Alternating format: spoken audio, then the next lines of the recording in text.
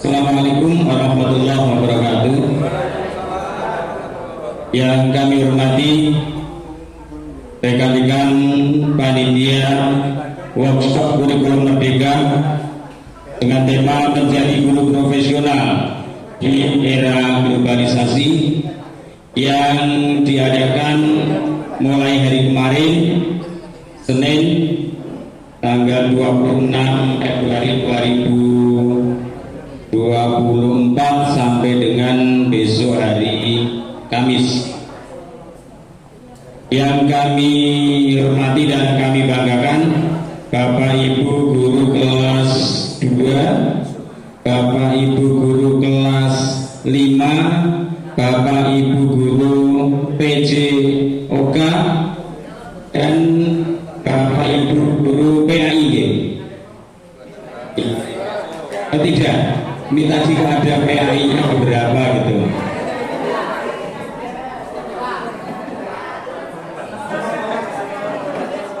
Gimana? Besok ya? Berarti ini tadi. Oh ya, ada dua sepertinya, Pak Agus Wianto dan Pak Jawari Sidik. Oh ya, ada Pak Bu Nur Wahida. Ada 5 yang hari ini. Mungkin karena ada sesuatu besok pagi sehingga tukar waktu begitu ya. Ya, semuanya yang saya banggakan, alhamdulillah, puji syukur kita aturkan kehadirat Allah Subhanahu wa taala biqauli alhamdulillahirabbil alamin atas limpahan nikmat dan karunia-Nya sehingga pada kesempatan ini kita bisa mengikuti kegiatan workshop, kegiatan yang sengaja dirancang untuk memenuhi kebutuhan penjenengan semuanya. Betul? Yeah. Karena pada bulan Januari kemarin penjenengan sudah disibukkan dengan kegiatan apa nih? Januari yang menjadi beban penjenengan apa kira-kira? Pengisian apa? Iki kok terus piye lah? Tuntutannya bagaimana begitu? Apa kira-kira? Kinerja. Nggih. Kemudian penjenengan ngisi membuat RHK, usulan RHK, rencana hasil kerja. Nah, di sana ada tuntutan nggih. Ini nanti saya bagaimana untuk bisa memenuhi. Padahal kan kita harus punya sekian sertifikat. Di semester kemarin kita ada yang 0 sertifikat, betul. Tetapi ada juga yang punya sertifikat 45 dalam 1 semester. Ada ya? Ada dari mana? Dari Rembes 1 ya. Dari Rembes 1.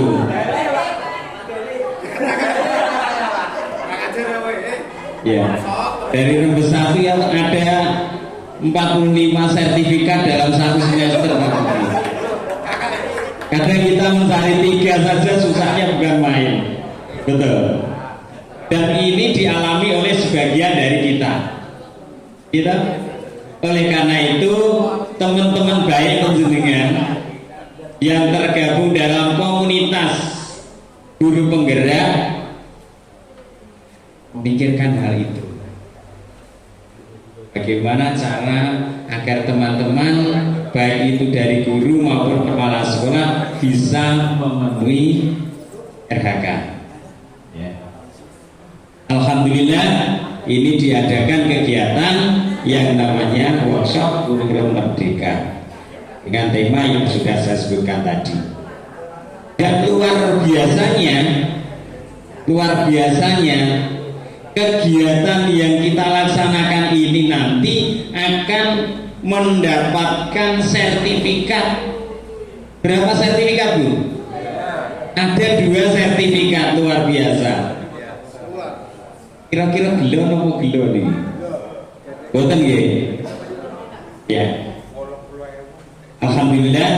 Dan ini nanti kegiatan tidak berhenti pada satu kegiatan ini saja. Ke depan kita tetap akan mengadakan kegiatan-kegiatan agar rekan-rekan benar-benar terbantu. Dan Ibu Bapak yang kami hormati, pada kesempatan ini saya juga diberi waktu untuk sekedar bincang-bincang dengan panjenengan. Kalau memberikan materi itu jatahe ibu-ibu guru penggerak yang tahu lebih banyak tentang materi, selebihnya tentang kurikulum merdeka. Ibu Bapak yang kami hormati, non sewu ini nanti saya tidak lama karena pada hari ini ada 4 kegiatan yang harus saya ikuti. Jadi pagi hari ini sampai nanti janjiannya jam 9 ya, tapi ini tinggal kurang seperempat jam. Ada, tidak apa-apa ya? Tidak apa-apa. Jam 9 nanti ada undangan rekan-rekan kepala sekolah dan 1 orang guru untuk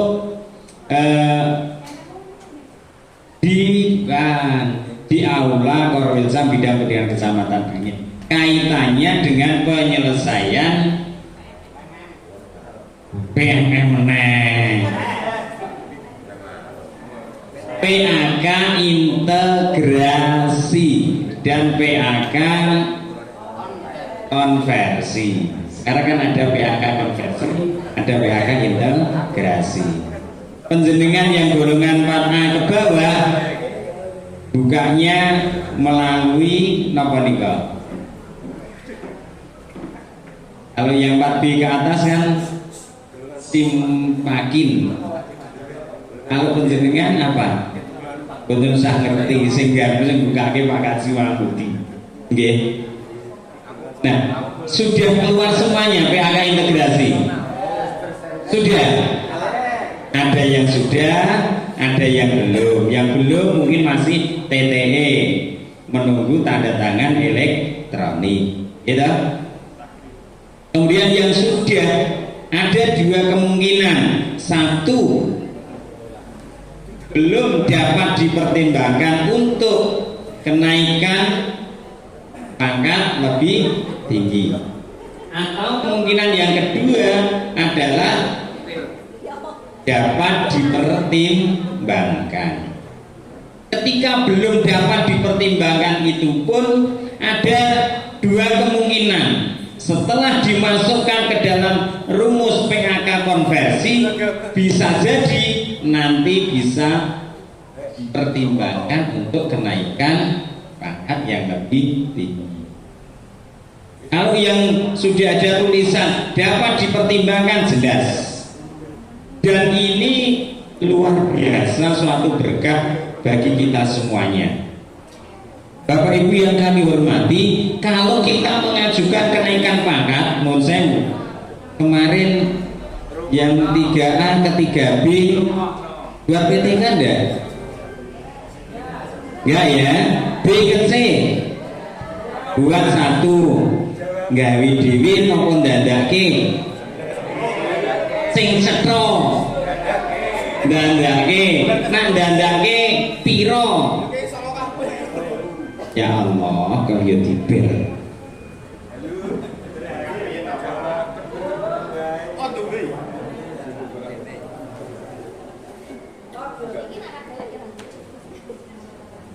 C ya, ndandake B ke C, C ke D berapa? 2 PTK nggih. Wis piro meneh? Ora bayar. Tenane. Alhamdulillah yang sekarang ini wis ora gawe PTK, ora gawe PTS. Sing penting nang kono ana tulisane dapat dipertimbangkan. Panjenengan semuanya tinggal scan berkas. Tinggal scan berkas, dikumpulkan, ditambahi apa itu namanya surat keterangan tidak sedang terkena hukuman disiplin.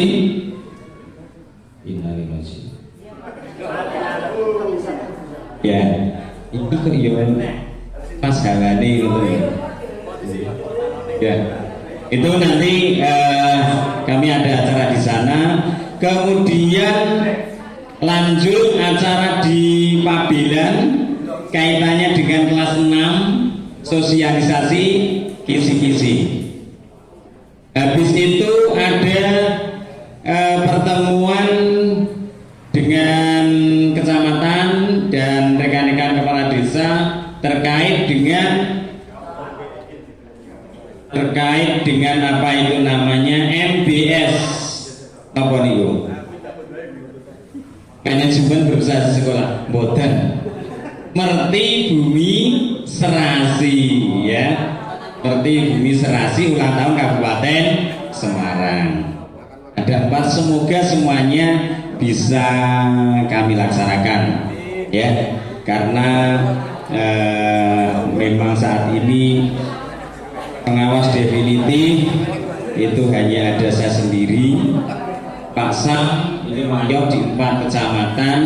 Tadi pagi saya sebenarnya mau ngebel minta bantuan Pak Sam untuk yang ke BPLKMD bisa hadir, belum saya bel, beliau ngebel duluan mau izin acara di Bandungan. Iwun donga pangestune mugi-mugi paring sehat ngoten nggih. Amin ya rabbal alamin. Ibu bapak yang kami hormati, bisa dihitungkan deh? Bisa Pak, bisa. Bukan tidak bisa ngoten Mas hitungnya. Ya, ini yang pertama kaitannya dengan kurikulum merdeka, kebijakan kurikulum merdeka. Pun dong lampahi sedaya pun ini. Pun mudeng karepnya nggih. Pun insyaallah urung mudeng kok wis dilakoni. Maka ini nanti sebentar saja. Yang lebih banyak nanti ibu-ibu lihat itu ya. Belum bisa nyala?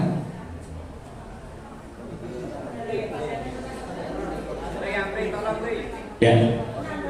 Nas, Anas. Oh ya, alhamdulillah bisa.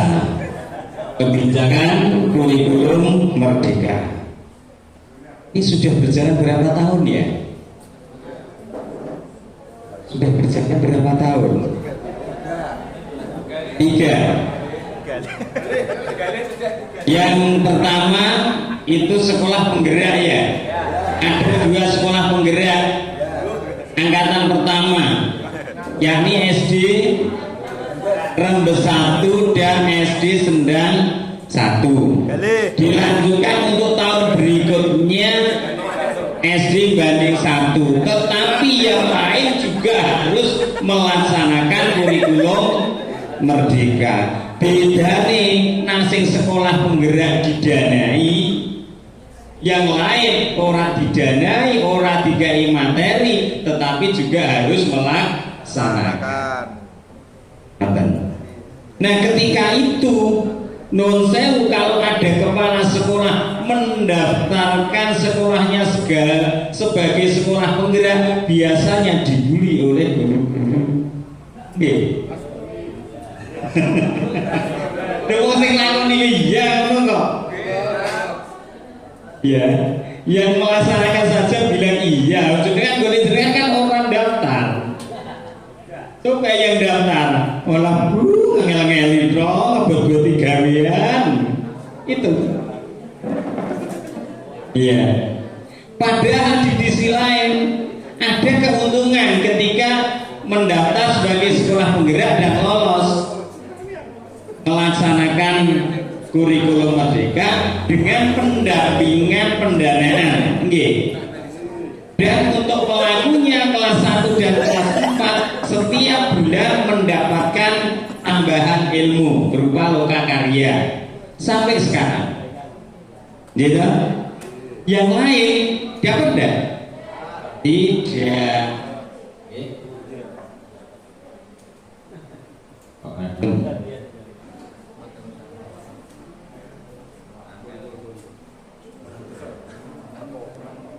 Sabar, Bri.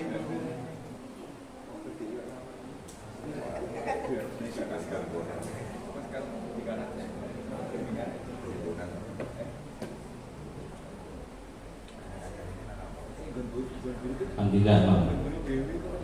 Jadi kurikulum merdeka ini merupakan implementasi kurikulum merdeka untuk pemulihan pembelajaran yang dilakukan berdasar bahasa penting.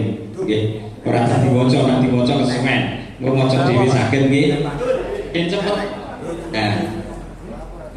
Jadi untuk kegiatan itu dalam rangka pemulihan pembelajaran ini ada 3 pilihan. Yang pertama ada tentang menggunakan kurikulum 13 secara penuh. Yang lain waktu itu ada yang sudah melaksanakan kurikulum merdeka, ada yang masih kurikulum 13. Kemudian pilihan yang kedua kurikulum darurat, yaitu kurikulum 13 yang disederhanakan, diringkes. Sebab dirasa pada kurikulum sebelumnya materinya wakeh banget. Iya betul. Beda dengan yang kurikulum merdeka. Yang berikutnya adalah kurikulum merdeka. Saat itu hanya 2 di Kecamatan Beringin yang melaksanakan kurikulum merdeka. Yang lain masih menggunakan kurikulum 2013. Di tahun berikutnya serentak melaksanakan kurikulum merdeka karena ada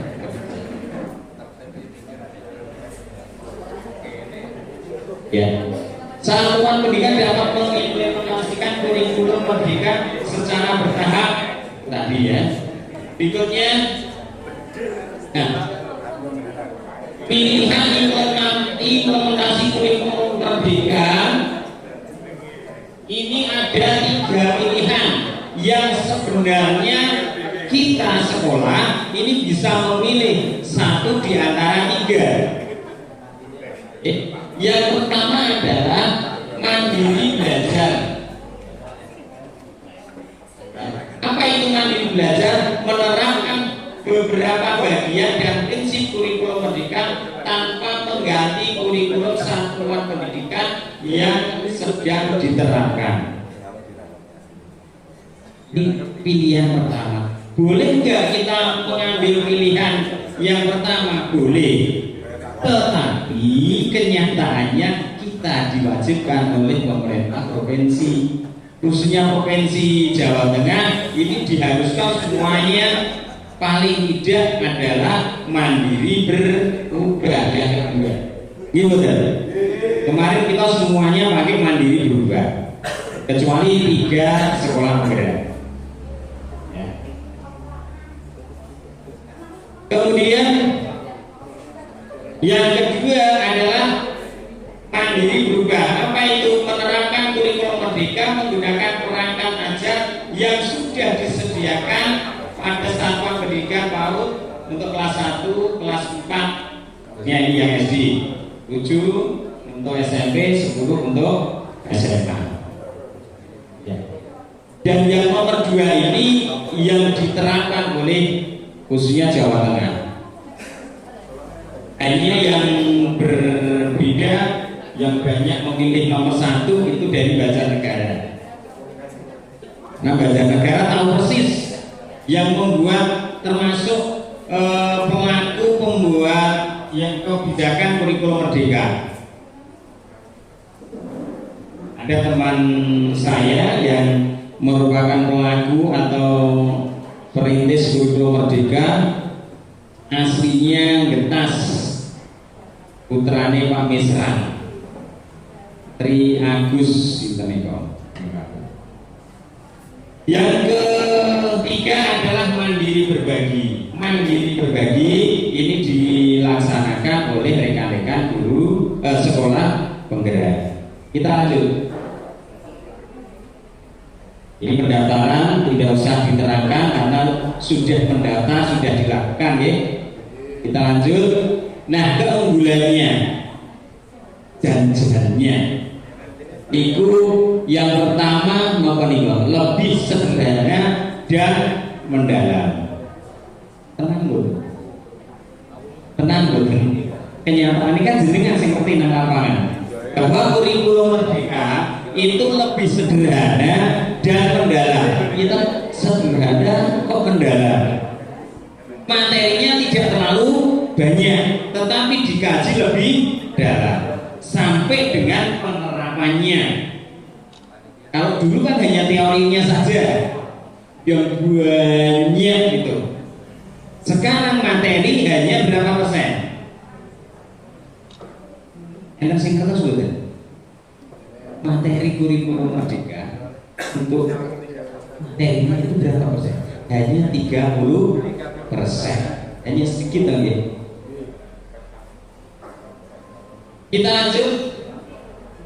Fokus pada materi yang esensi saja, yang penting-penting saja, dan pengembangan kompetensi peserta didik pada fasenya.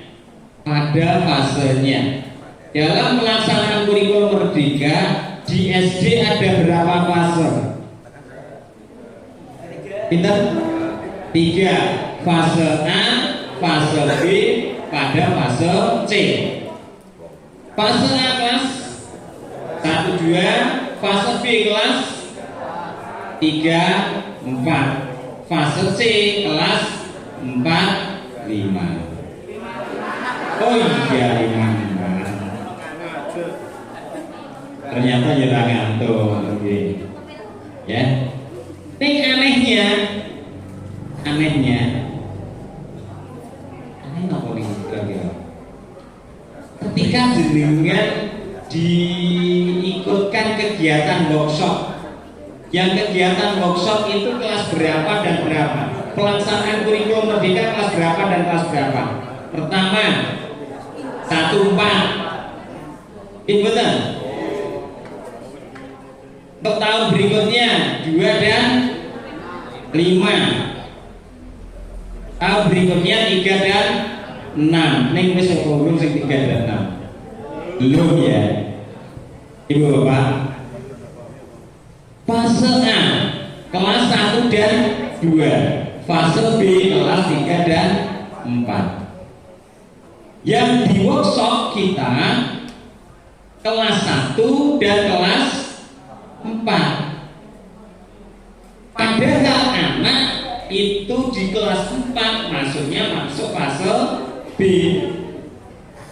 Fase B itu mulai dari kelas 3. Nah ini yang lucunya kan di situ. Ujung-ujung nggak berduduk langsung masuk fase B.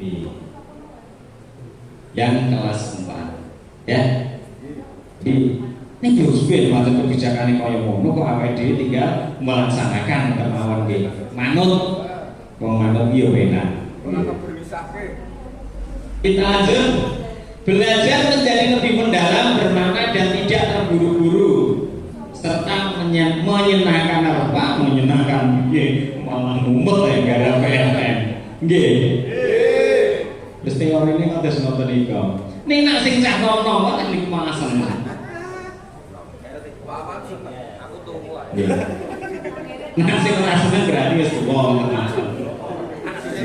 Karena ya IT-nya bagus dengan adanya perkembangan kekinian ini luar biasa, mereka sangat enjoy. Kita lanjut. Lebih merdeka. Merdeka ini apa? Peserta didik tidak ada program peminatan, ini yang SMA seperti itu. Kemudian guru mengajar sesuai dengan tahap capaian dan perkembangan peserta didik. Nah, biar pokoknya materi dijejul-jejul ya. Sekarang sesuai dengan tahap perkembangan, meskipun lapangan itu saya foto. Nggih. Kita ayo ngono kok. Sekolah memiliki wewenang untuk mengembangkan dan mengelola kurikulum dan pembelajaran sesuai dengan karakteristik satuan pendidikan dan peserta didik. Ibu bapak yang kami hormati, terkait dengan ini potensi yang ada di lingkungan, kekhasan di lingkungan ini bisa kita gunakan untuk mengembangkan pendidikan di sekolah kita.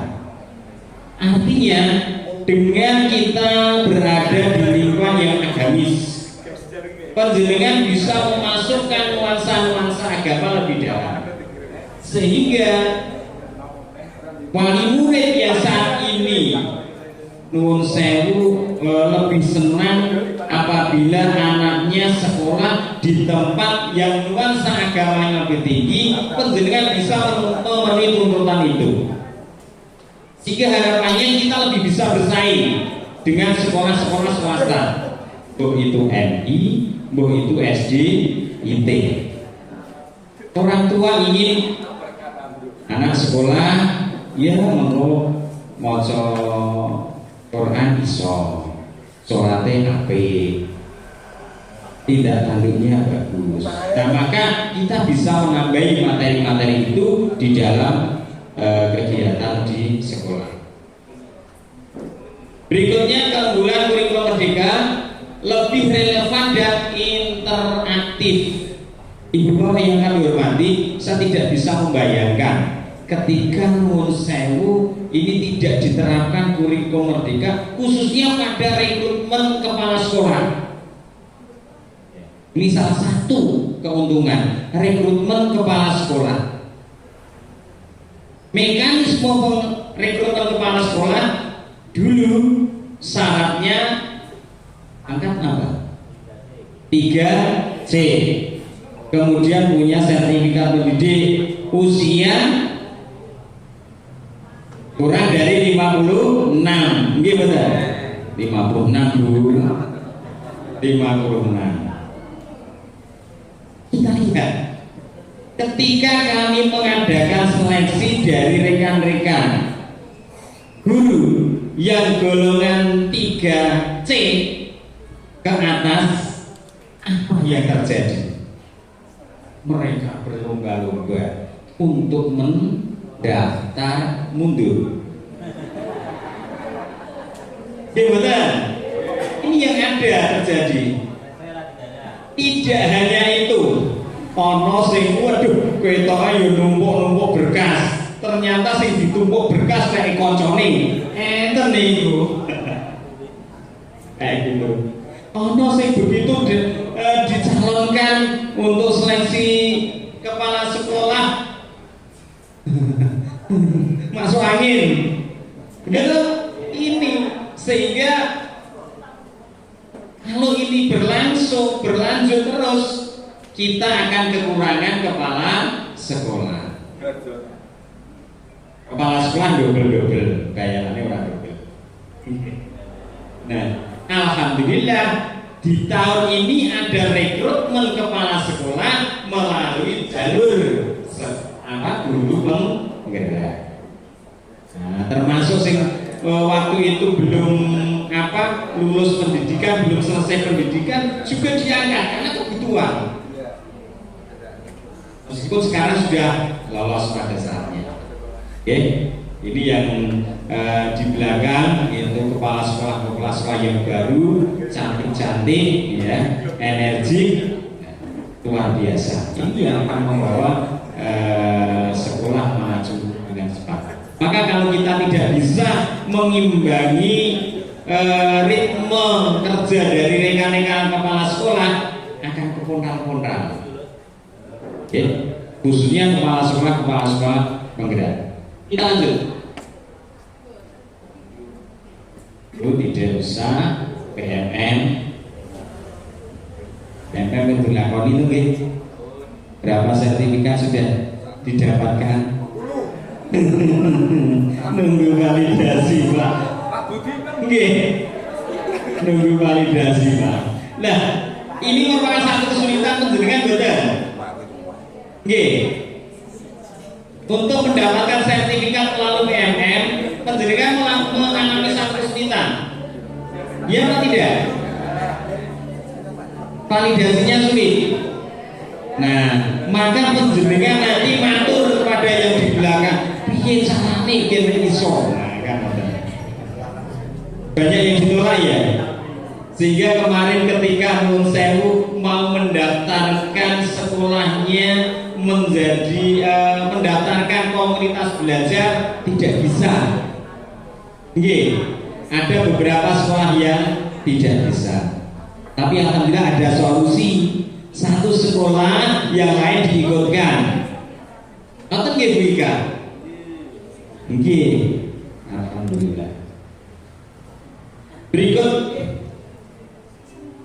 tidak usah. Contoh, iya, terima kasih. Wes terima kasih. Rampung lo dereng, YouTube masih ada satu lagi.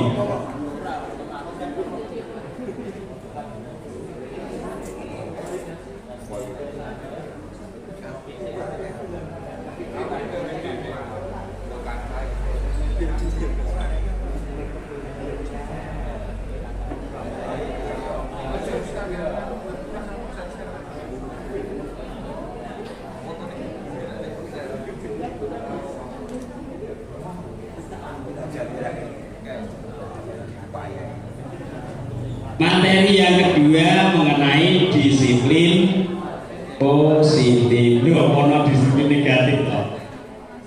Ya. Disiplin positif. Disiplin itu apa tadi? Apa Bu? Disiplin itu apa Bu? Sesuai dengan peraturan. Pun pokoknya orang sing salah ngoten nggih. Napa Pak Rahmadi? Melaksanakan sesuatu sesuai dengan aturan. Nggih. Ya. Lanjut. Maka kita merefleksikan pengalaman Bapak Ibu terkait penerapan disiplin di sekolah. Ceritakan pengalaman pribadi Bapak Ibu tentang pelanggaran di sekolah, di mana Bapak Ibu sebagai guru harus menindaklanjuti nanggone sekolah. Murid-murid mawon ndak enten sing melanggar peraturan, misalnya datang terlambat, enten mboten? Mboten enten. Mboten Pak. Soalnya begitu kula dugi niku murid men dugi mriku sedaya. Lah jenengan ramu jam pinten? Jam 7:30 Pak. Nah ini saya sangat bangga dengan kejujuran panjenengan. Tidak ada murid SD yang terlambat. Ya, tidak ada murid SD yang terlambat. Kenapa? Guru datangnya jam 7:30. Ini jujur lagi. Ya. Adakah anak-anak yang tidak mengerjakan tugas? Adakah anak-anak yang tidak memakai seragam? Ada? Tidak ada. Kalau tidak melaksanakan seragam biasanya pakai semua ya. Biasanya tugas-tugas yang tidak dilaksanakan atau belum selesai mengerjakan. Ketika penjenengan mendapatkan siswa yang melanggar aturan, entah itu terlambat, entah itu tidak mengerjakan soal, entah itu gojek, entah itu apa namanya ya, bertengkar, berkelahi dengan temannya, apa yang kira-kira kita lakukan? Biasanya memberikan apa? Nasihat, bagus ini ya. Ada yang memberikan hukuman, betul? Masih ada ya? Oke. Oh, ngoten, nggih, monggo. Nggih, ngerumiyin kula nggih, monggo. Kita lanjut. Apa yang terjadi saat itu saat anak melakukan pelanggaran? Apa ya? Bagaimana perasaan kita? Ribut nggih. Pun betul sak dijawab nggih. Jenengan sakit membatas Mbak ngoten. Jarkan saja ngoten nggih. Jarkan saja. Yang kedua, apa yang Bapak Ibu katakan atau lakukan? Nah, sah ketemu muangkat telat rambut iwalau Haul dan sebagainya. Bagus tenan anak bisa makan Allah nonton gitu. Alhamdulillah dengan ibu yang baik hati ya. Baik hati dan tidak sombong, suka menabung. Kita lanjutkan bagaimana reaksi siswa yang melakukan pelanggaran. Gurunya harusnya guru melanggar. Nggih, gurunya kan kasih kamis biasa. Bagaimana reaksi siswa yang melakukan pelanggaran pada saat itu ketika kita tegur? Pasti masih ngerti, mencari pembenaran, betul? Boleh alasan. Kita lanjut, bagaimana perasaan bapak ibu ketika bocah dikandani malah ngeyel terus? Akhirnya jengkel karo bengkel lagi. Oke, muridnya ya jengkel, gurunya ya jengkel. Lanjut. Artinya mari kita refleksikan. Saya lanjut. Nah, ini nanti yang kita pelajari ada 5 nih, sekelumit saja, tidak usah kita perdalam karena itu tadi ada kegiatan lain. Yang pertama, konsep disiplin positif, kebutuhan dasar manusia, keyakinan kelas, posisi, kontrol, segitiga, restitusi. Apa namanya ini? Kita lanjut. Konsep dasar apa yang terlintas di pikiran Bapak Ibu ketika mendengar kata disiplin? Mau wis, nggih. Disiplin segala sesuatu yang dilakukan seseorang pada orang lain untuk mendapatkan kepatuhan. Guru, kepala sekolah membuat aturan supaya dipatuhi. Nah, muridnya patuh berarti muridnya disiplin. Ngoten nggih?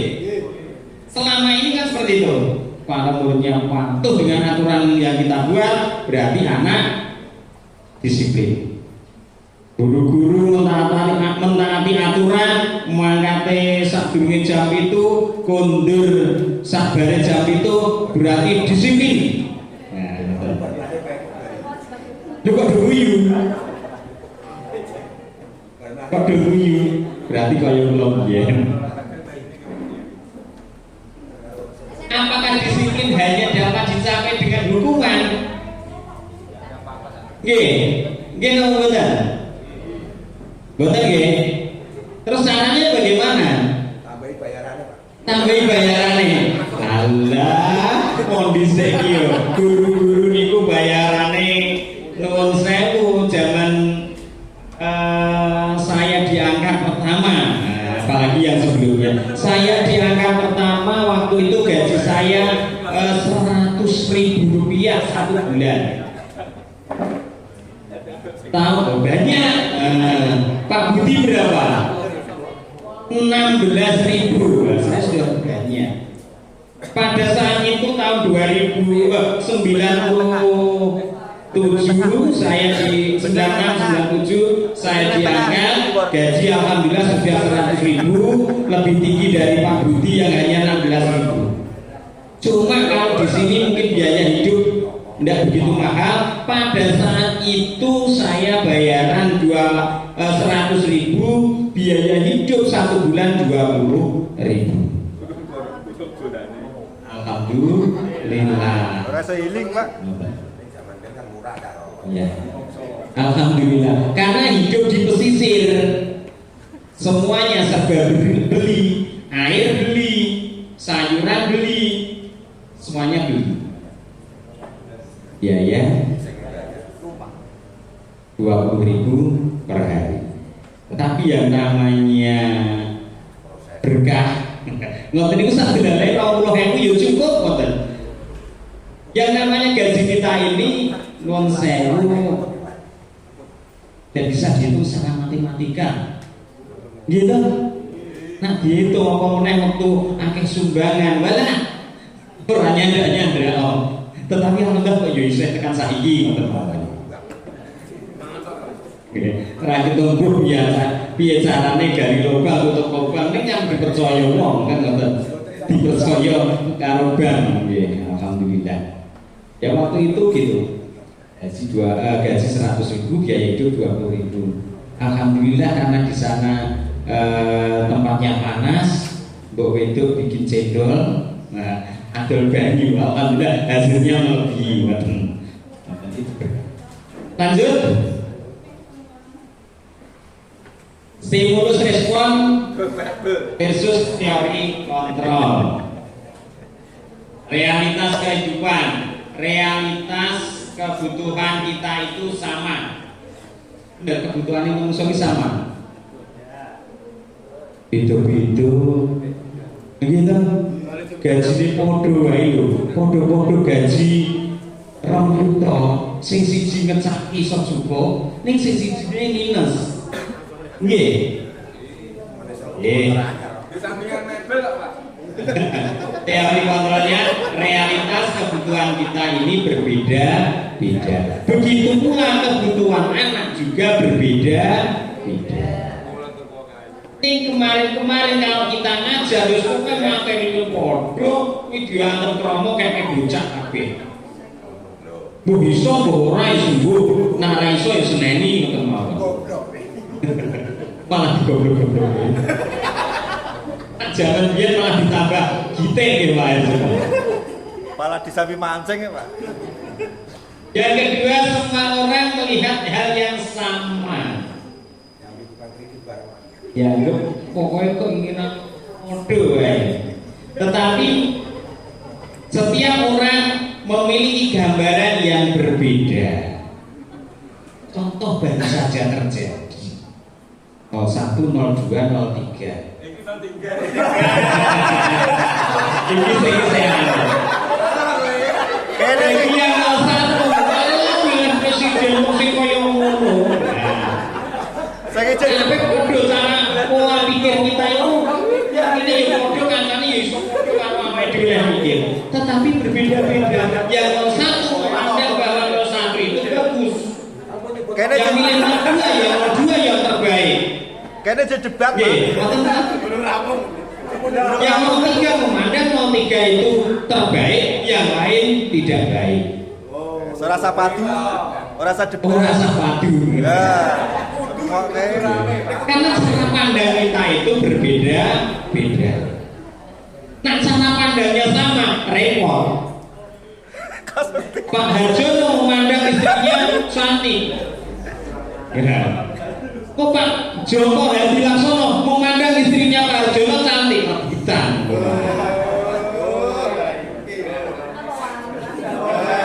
Wani kok. Maka cara pandang kita, penilaian kita itu berbeda-beda. Bojo sing ndi? Aku ora melu-melu dulu ya. Kita lanjut. Perilaku buruk dilihat sebagai suatu kesalahan. Nah, wong lakoni elek dianggap salah. Nggih mboten? Nggih to, Pak. Wong perilaku buruk kok ora entuk disalahake. Nah, untuk teori kontrolnya, ya, semua perilaku memiliki tujuannya masing-masing. Semua perilaku memiliki tujuannya masing-masing. Kita tidak bisa asal menyalahkan orang lain. Mesti dia punya alasan untuk berbuat seperti itu. Kita lanjut. Orang bisa mengontrol saya. Buktinya, wong liya sing iso ngandani aku ki wong liya ndak betul. Ya, nek dikene kertas dan lain sebagainya, besok sekolah ini kowe aku seperti ini. Orang lain yang mengontrol, atasan yang mengontrol. Tidak. Teori kontrolnya bahwa hanya kita, hanya Anda yang bisa mengontrol diri Anda. Benar betul? Anak-anak kadung badul belenceng kowe. Nggih. Mbok arep dikandani wong liya bola-bali ping 17 nek yo ora manut to nggih. Malah budal dino. malah beli kebun. Jadi tetapi kalau sudah muncul dari kesadarannya tanpa diingatkan, akan sadar, akan melakukan apa yang diinginkan untuk memperbaiki dirinya. Saya bisa mengontrol orang lain, waduh, dumen kepala sekolah, dumen pengawas, dumen korwil, kalau sakit ngatur penjenengan semuanya. Tidak bisa, oke? Tidak bisa. Jenengan murid itu kudu manut kabeh karo aku, tidak bisa. Mereka punya pikirannya masing-masing kok, harus mengikuti pola pikir kita. Ya tidak bisa. Oposisi, Pak. Iya, maka muncul oposisi. Nah, 03. Sah saja.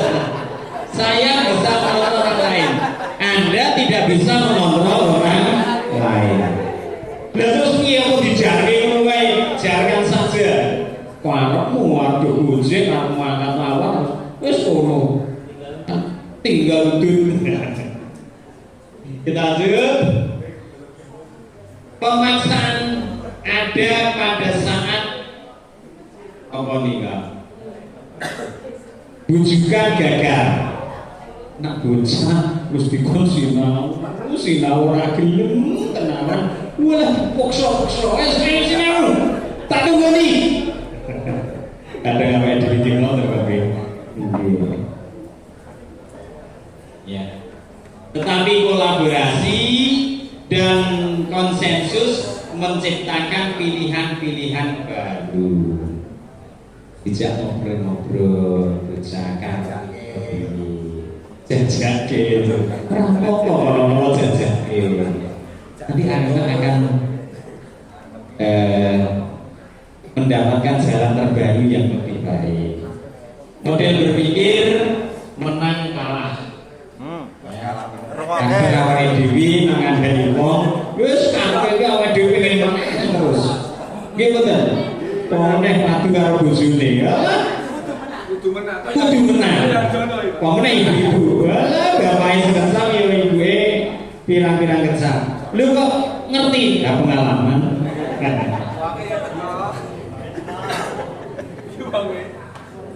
Kita lanjut.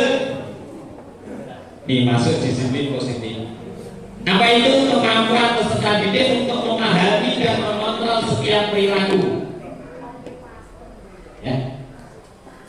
Jadi memampukan peserta didik untuk memahami dan mengontrol setiap perilaku atau tindakan yang dilakukan agar senantiasa dilakukan dengan penuh kesadaran dan tanggung jawab sebagai bentuk menghargai diri orang lain. Jadi anak mengikuti aturan, anak makan lebih awal, anak tidak terlambat, rekan-rekan guru mengerjakan tugas, itu akan muncul dengan kesadaran tersendiri, bukan karena dipaksa-paksa.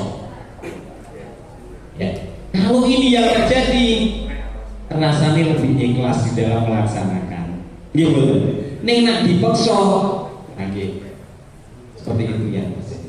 Sebagai pendidik, tujuan kita adalah menciptakan anak-anak yang memiliki disiplin diri sehingga mereka bisa berperilaku dengan mengacu pada nilai-nilai kebajikan universal dan memiliki motivasi intrinsik. Kebajikan universal itu nopo? Pertanyaannya kan betul. Ya, kita lihat. Apakah hubungan disiplin positif dengan pelaksanaan pembelajaran yang berpihak pada murid? Kira-kira enten betul? Enten betul? Disiplin positif dengan pembelajaran yang berpihak pada murid. Enten betul? Ya hubungannya sangat erat gitu. Nah, anak dengan sadar kira-kira jak sinau senang betul? Ya tentu senang. Daripada kita memaksakan anak untuk belajar. Ning angel saiki yo angel tapi bukan berarti tidak bisa. Nah, karena hubungannya dengan profil pelajar Pancasila. Enter pinter dimensi nih kan? Iya. pertama beriman, bertakwa, berakhlak mulia, mandiri, bernalar kritis, berkebinaan global, gotong royong, dan kreatif. Untuk menghasilkan lulusan yang bisa mencapai pelajar Pancasila yang ada 6 itu, kita akan menerapkan disiplin positif. Jangan kita paksa anak untuk takwa kepada Tuhan Yang Maha Esa. Jangan kita paksa anak untuk bisa mandiri, tetapi anak muncul dari kesadarannya masing-masing.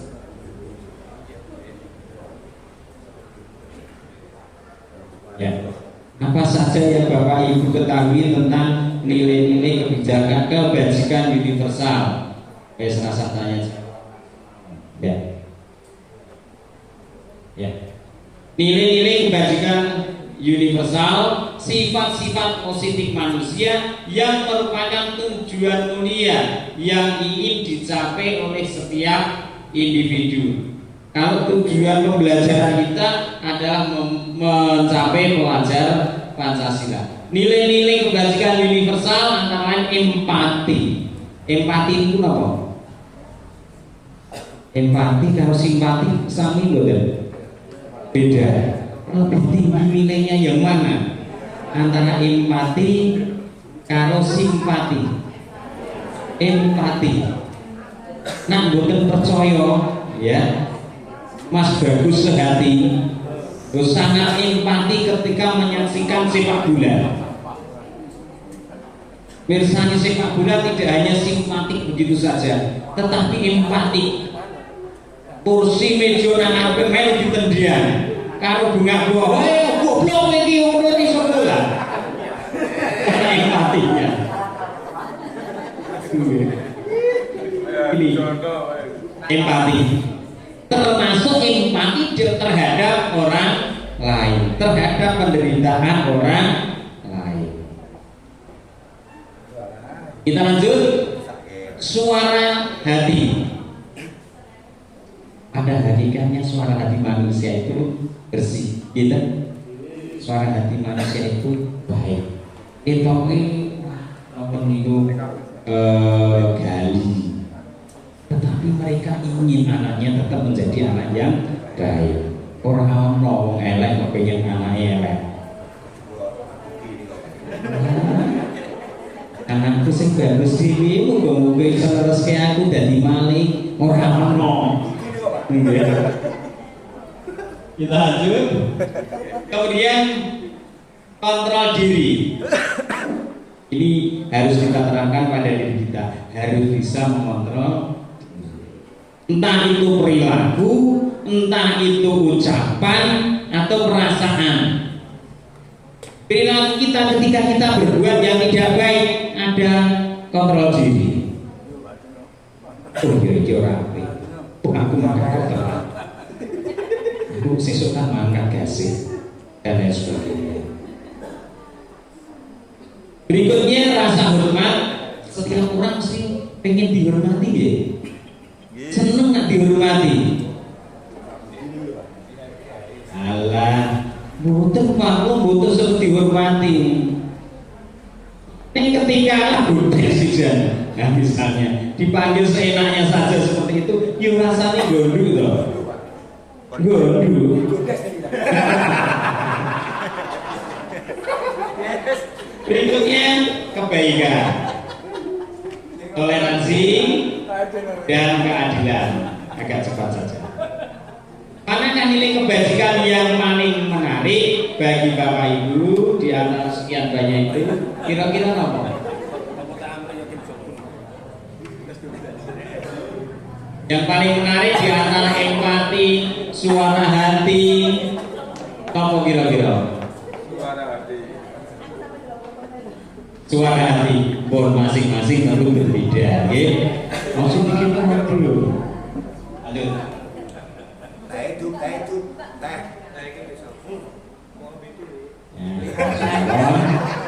Motivasi. Motivasi itu apa? Yang pertama untuk menghindari ketidaknyamanan atau hukuman.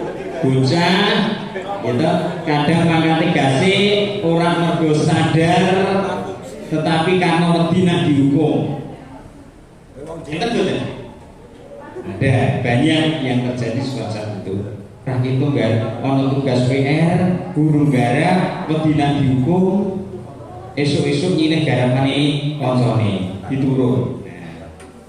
Yang kedua untuk mendapatkan imbalan atau penghargaan. Wah ini negara tenanan, kok itu door prize, itu piala misalnya. Tidak apa-apa, sah tidak yusah. Tapi nilainya mungkin lebih tinggi yang ini. Untuk menjadi orang yang mereka inginkan dan menghargai diri sendiri dengan nilai-nilai yang mereka percaya. Wah klasik sedulur nanti. Gimana? Mungkin positif. Nah, kita lanjut dari belakang orang terbaca. Tidak terbaca nih. Korban mendapatkan keadilan. Jadi identitas gagal yang kita kadang laksanakan. Hukuman, korban mendapatkan keadilan. Dapat tidak kira-kira?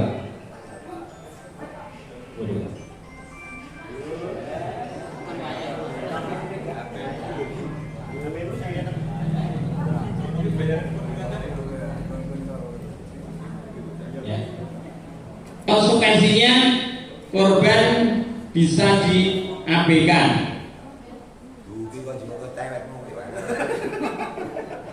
Kemudian untuk restitusi korban mendapatkan ganti. Kita tinggal ini. Berikutnya murid atau anak akan disakiti, murid anak dibuat tidak nyaman. Ini konsekuensi kalau kita melakukan. Jadi dari tindakan anak itu kita beri hukuman, anak atau siswa akan menjadi korban.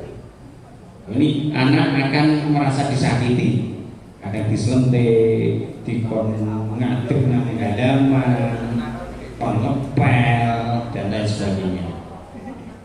Kalau ini konsekuensi murid dibuat tidak nyaman. Tapi kalau restitusi, anak akan mendapatkan penguatan. Ngerti karpe diri. Lanjut mawon nyanyi. Monggo niki kapurih milih. Oh niki ada yang bilang.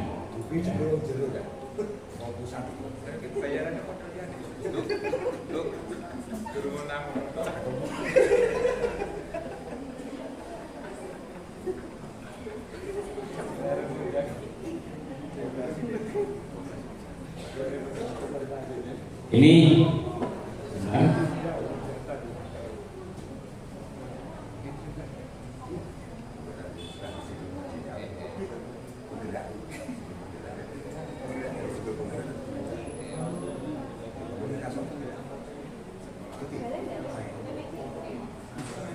ya, ini yang bilang itu tulisan hukuman apa konsekuensi. Ya. Harusnya tulisannya hukuman apakah konsekuensi. Mengganti penghapus teman yang dihilangkan. Niki hukuman apa konsekuensi. Jadi nak ngilangke penghapusnya koncone, ya konsekuensine. Nomor 2, berdiri di tengah lapangan upacara karena datang terlambat ke sekolah. Hukuman. Merapikan sapu dan alat pel yang jatuh karena tersenggol saat berlari. Konsekuensi. Mencatat 200 kalimat saya minta maaf karena berkelahi dengan teman. Hukuman. Sering kita lakukan. Boten bangun.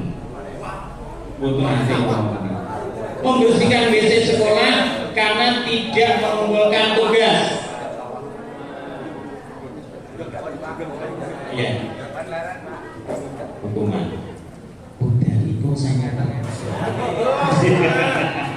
Ya kita lihat, nah itu berarti betul ini yang konsekuensi, ini yang hukuman.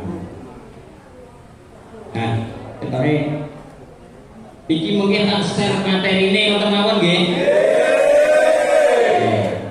Kok dari mulai panas mriko nggih selang nunggoni. Apa? Nggih, nyuwun pangapunten Bapak Ibu, materi tidak selesai. Kita malah senang. Kita malah senang. Kan maaf yang sebesar-besarnya karena berlanjut dengan materi yang lain dan saya harus bertugas di tempat yang lain. Banyak kesalahan, mohon maaf yang sebesar-besarnya. Assalamualaikum warahmatullahi wabarakatuh.